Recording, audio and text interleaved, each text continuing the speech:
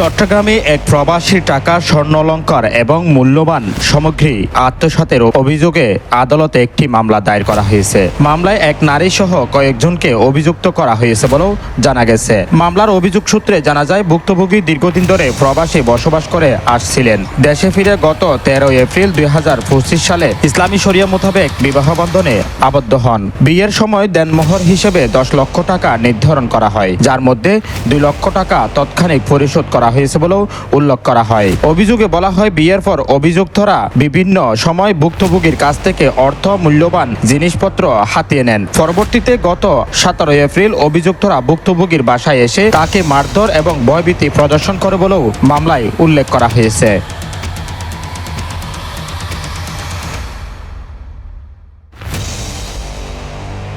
এই সময় বাসা থেকে 2টি মোবাইল ফোন, 2টি apple smart watch, fast food, visa, নগদ 4,000 দিরহাম বাংলাদেশি প্রায় 1,30,000 টাকা এবং 200 কুয়েতি দিনার নিয়ে যাওয়ার অভিযোগ করা হয়। এছাড়াও বিয়ের সময় দেওয়া স্বর্ণ অলংকারও নিয়ে যায় বলেও দাবি করেন ভুক্তভোগী। আমি একজন প্রবাসী, আমার নাম মোহাম্মদ তাজুল ইসলাম। আমার বাড়ি হাটবাজারে, মেকল 5 নম্বর ওয়ার্ড। আমি সারাঙ্গের বাড়ি। আমি একটা উকিলের মাধ্যমে রজন তেঁতুলতলা নদীনপুর থেকে একটা মেয়ে দেখি। মেয়ের মা বাপ আমাকে সব কিছু জানি শুনি আমাকে ও মেয়েকে বিবাহ দেয়। বিবাহ দেওয়ার পরে 3 দিনের মাথায় ওনার নানা নানি আসে বয় মেয়ের মা বাপ চক্রান্ত। আসল পরিচয় আমরা।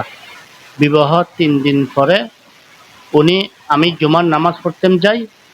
জুমার নামাজ পড়ে আসি, দেখে আমার পাসপোর্ট, টাকা 4,000 দিরহাম, কুয়েতের 200 দিনার, ওমানের 50 রিয়াল আর ডকুমেন্ট আর বাংলার 72,000 টাকা নিয়ে চলে যায়।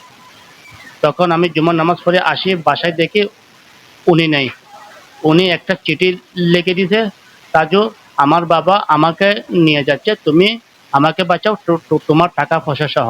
তখন আমি ওই চিঠিতে ফাইয়ারে ওদের বাপের বাড়িতে যাই। বাপে বলে নানার কাছে যাও, নানা বলে বাপের কাছে যাও। তো আমি কোনো কিছু হতাশা হয়ে তখন আমি থানায় যাই। থানায় যাই অভিযোগ করি।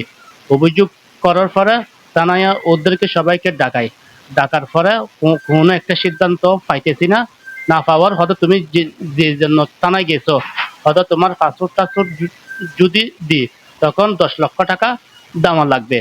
এ বিষয়ে অভিযুক্তদের কাছ থেকে জানার জন্য মেয়ের বাবা এবং নানাকে একাধিকবার কল করা হলেও তাদের মোবাইলে কোনো সংযোগ পাওয়া যায়নি। ভুক্তভোগী এই ঘটনায় আদালতের মাধ্যমে বিচারের দাবি করেছেন। আদালত অভিযোগটি গ্রহণ করে প্রয়োজনীয় আইনগত ব্যবস্থা গ্রহণের নির্দেশ দিয়েছেন বলেও জানা গেছে। News desk, Chittagong.